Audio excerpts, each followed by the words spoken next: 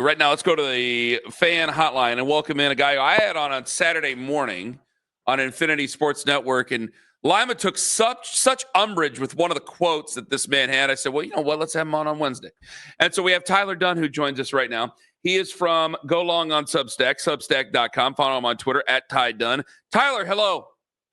Good morning. I like it. Your co-host can't stand me so much. Bring him on. Let's beat him down. I'm sure he likes you personally, but I want to play Ty, this. I follow you on social media. Yeah. We've corresponded before. I want to see. He likes you. He just hates your argument. Yes, I want to play what you said. I know you could say it again, but I want to play what you said on Saturday morning with me on Infinity Sports Network. Hit it.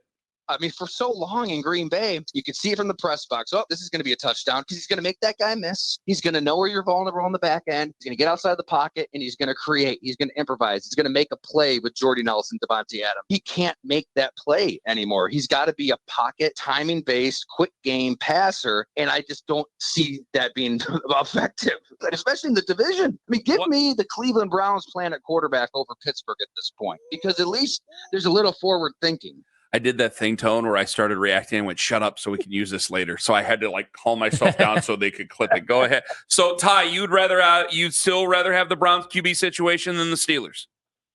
100% every day of the week. Oh. No hesitation whatsoever. Well, Ty, what is the plan? Because they brought in 4 quarterbacks. They drafted 2 and then, obviously traded for Kenny Pickett. They used an asset there. Are you just saying the darts at the dartboard is going to be a better plan by definition than somebody who's coming off, the big injury and is over 40? I'm saying don't force yourself into a marriage if you don't love, who you're going on all these dates with. That's what the Steelers are doing. You don't have to force the issue this offseason if you're a quarterback needy team. I mean, this wasn't the year to do it. They weren't in position in the draft to do it. Pittsburgh, I guess they went through different options in veteran free agency, and there's never much out there when you get to March. There just isn't any forward thinking out of Pittsburgh. And I love Mike Tomlin, man. I love everything he's built in Pittsburgh. It's a different world there. There's a different toughness. There's a reason that they never have a losing season. I mean, they can win 8 games with Devlin the Duck Hodges. I don't know any other coach that could do that. He maximizes every ounce of potential, 1 through 53, unlike any coach in the league. But I think it pays for maybe a GM to be in charge, or at least have some type of 2-year plan, let alone a 5-year plan. You can't always try to be obsessed with the present, the now. And we haven't seen Aaron Rodgers play good quarterbacking in a very, very long time. I mean, even that last year in Green Bay, it was pathetic at the end. He didn't want to be there. It was not Aaron Rodgers as we've come to know him. So, I don't know, to try to convince yourself that he can squeeze out this playoff run, this Super Bowl run, this make you a contender, I just don't see it out of Pittsburgh. So, at least with Cleveland, I think that's what you're asking. Okay, well, what in the hell do we see with the Cleveland Browns? I mean, it seems like there's finally a light at the end of the tunnel with this Deshaun Watson stuff where, yeah, you got to pay him a lot of money, but you can at least envision a world where somebody else is your quarterback. So I think that's a great place to start, right? There's a little hope there. And look, I love Travis Hunter. I probably would have taken Travis Hunter. This dude could be special, but you've got a ton of picks, and the draft class in theory should be better next year at the quarterback position if you believe the scouts you talk to. And there's no guarantee you'll get that guy in the draft next year, but you position yourself to maybe get that guy next year. And hey, if one of these 4 work out, great. I don't know what the odds are, but even if it's 25%, give me that 25% chance on one of these 4 panning out and taking another stab at the position next year. Ty Dunne with us on the hotline. All right, let's look at the Browns quarterbacks right now. Do you have any kind of gauge, or based on what you're hearing or what you've seen from these guys as prospects or last few years in the NFL, that you would rank their chances of actually being decent this year for the Browns? Good question, man. Yeah, I've been talking to some people in and around the organization to try to get a feel. I think what everybody is thinking is accurate. Like Flacco and Pickett are kind of in one bucket, right? You've got a couple veterans. One, you know what you have in Joe Flacco. He was just your quarterback not too long ago. I think in a dream world, right, Kenny Pickett is Sam Darnold and Geno Smith and rejuvenates his career with Kevin Stefanski. Who knows if that's possible, but you give yourself a chance there. And then you've got the two young quarterbacks in Dylan Gabriel, Shedeur Sanders. I would just be throwing darts to the board. I think they're going to let this thing play out. But I do kind of like Shedeur the more I hear about him. It sounds like he's been handling himself right way, at least there in the facility. And they like the fact that he's just putting his head down and working. And what a fascinating prospect where, he was never going to be this top 5 quarterback like he was made out to be by the Mel Kipers of the world. And the draft industrial complex is just disgusting. And I really would the whole Shedeur stuff. I wish that just made mock drafts go away forever. I hate mock drafts. They're just, it's the ultimate grift in sports, but alas, they'll be back next year. But anyways, he was never going to be that. He probably should have been like a second round, but you get him in the 5th. If he's motivated, there's some really smart quarterback people that I've talked to who love the guy. They think he's unbelievably accurate, that he had nothing to work with on the offensive line of Colorado, no defense, and the fact that he put up those numbers was impressive. I don't know. I think by the end of the season, he's the quarterback. I don't know when he gets that opportunity, but that would be my best bet. Ty Dunne joining us. Tyler Dunne. Follow him on Twitter at Ty Dunne and from Substack, golong.com. What would you do? What would you have done with Myles Garrett?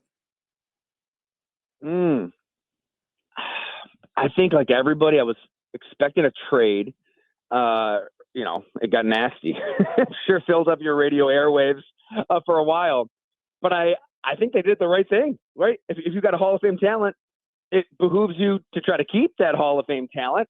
And, okay, does he go the way of J.J. Watt and do injuries kind of zap him at 31, 32, 33, and you're like, darn it, why did we give him all this money? Or is he a Julius Peppers where, my God, he played forever. His game aged like wine. I mean, hell, I covered him when he was in Green Bay in 2014. He changed that defense, and he kept going and going and going. I think that Myles Garrett seems like somebody who knows his body. It isn't going to be this human wrecking ball in the interior like a J.J. Watt and is able to stay at his peak performance for a while. So to me, it's money well spent because you can still try to figure out the most important position this year and the next year, even the year after that. And I think you still have Myles Garrett in his prime because Cleveland lived the alternative, right? Like, my God, I'm thinking back to the Deshaun Kaiser, Cody Kessler, Kevin Hogan Browns, where it was, they're trying to lose games actively, and there is just no talent whatsoever. I mean, if you embrace the suck to that degree, you're just going to poison your building beyond belief, and it's going to be almost impossible to dig yourself out of that. You got to have a floor level of talent, and Myles Garrett is well beyond the floor. So they were just the number 1 defense 2 years ago. If you can somehow snap back into that, you get competent quarterback play, you run the ball, you can be a competitive team this year. I'm not, proclaiming them as a Super Bowl contender by any means, but I think the Browns are going to be a lot better than people think this season. Ty Dunne, obviously the last few days there's been a ton of discussion, not just in Cleveland, but nationally about another potential domestic violence case in the NFL. It happens to be the Browns' second-round draft pick in Quinnshan Judkins. What do you make of this situation, and what do you make of the Browns' running back situation overall? Oh, my goodness. When I heard that, I immediately thought back to, was it Matt Ariza here in Western New York, the Bills punter, and I mean the discourse just went out of control. I mean it was something else. And they moved on from him, and more facts come out, and you learn that there's a little bit more to the story. So I'm just gonna bite my tongue. I mean I don't really know the details with Judkins and everything that goes into that. Let's let this thing play out. It doesn't sound good whatsoever. So I think the Browns should be concerned.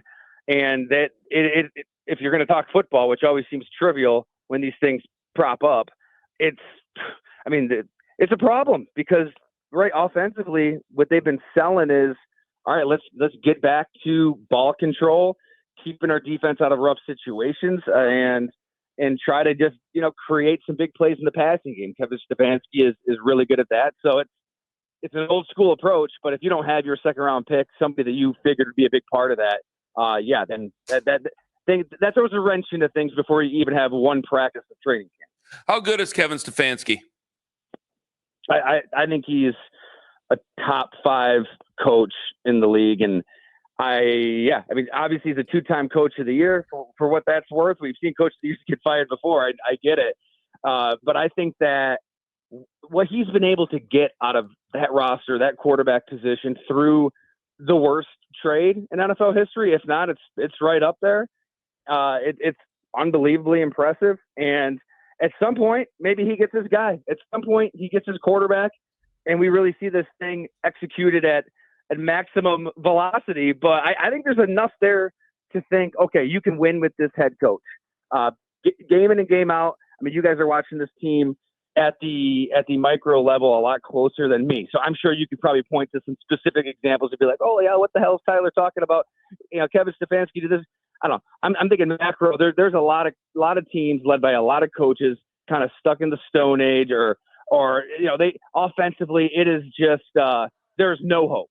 I think there's legit hope there because you've seen production out of bad quarterbacks, and it's just a matter of finding that guy. And I think the fact that they've been competitive with rosters that shouldn't be competitive overall tells you he's a good coach.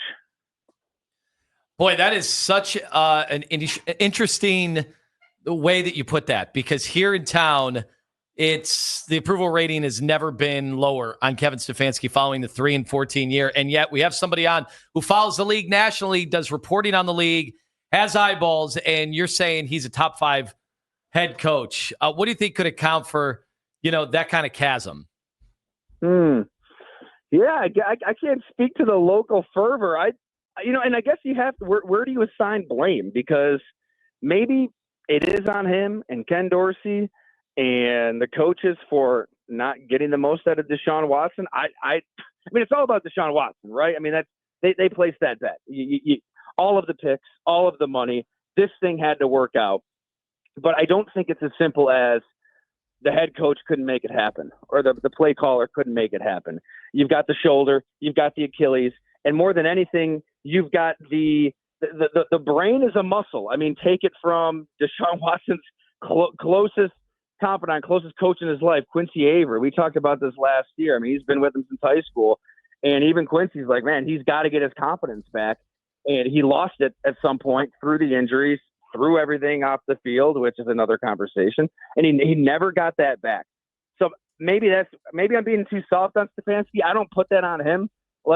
And I don't know if he was the driving force behind the move to begin with, but to me, it's just it was such a disaster in every conceivable way that I'm probably giving the head coach a little bit more of a pass than the fans there when it comes to the lack of getting anything out of Deshaun Watson and a historic guaranteed contract and losing all those picks. I don't know, and you know what?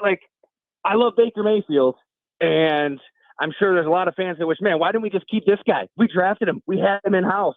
I'll just say this, and this is coming from somebody who's been pro-Baker. He's the All-American quarterback that we love. I think there was a time there where, and this is coming from somebody kind of close to Baker, where the Browns just couldn't get in touch with him, right?